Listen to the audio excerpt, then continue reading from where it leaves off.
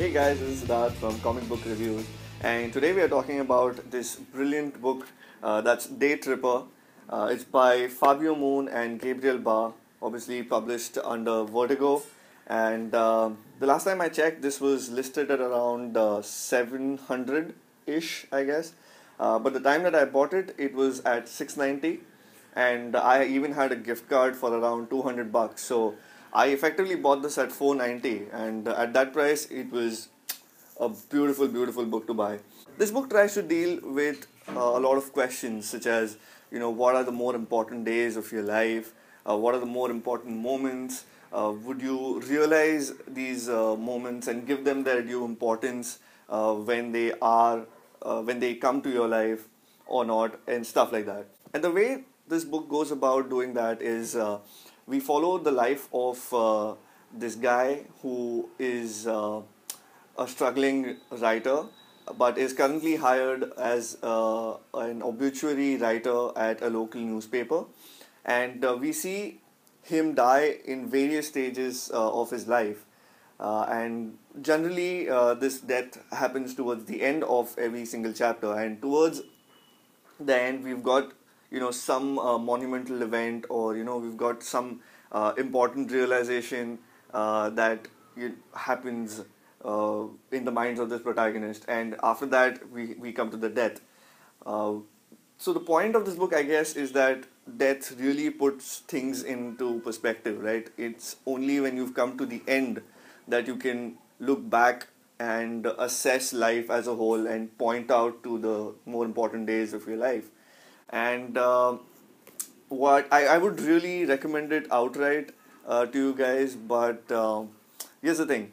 Not all the chapters of this book are as good as the others. I mean, about 80% of this book is just really up there, but the rest is really annoying, and I didn't like the 20%. I mean, if you've read this book, you know what I'm talking about. That one chapter where he goes to meet his friend, that was just silly. Anyways, there are a lot of intense moments in this, because obviously we're following this protagonist. You obviously want him to be happy in life, but at the same time, at the end of every chapter, he's going to die. So yeah, there's a lot of intense moments. There's even a Lion King reference in this book. I mean, that always gets to me. Lion King is something that is just so close to my heart. They've incorporated that reference really well in this book. Kudos to the creators for that. So yeah, on and all, great story, very nicely executed, I guess, but the consistency is not there. And yeah, it's great for those who think comics are just about outlandish concepts like superheroes, or something like Chew or Saga. If you are someone like that, I'd really recommend this book to you. This will make you think a lot, and sort of open your eyes to other topics and mature concepts that comic books can also be about. Now, as far as the artwork is concerned, the creators have used a very cool sort of a color palette, which is really easy on the eyes.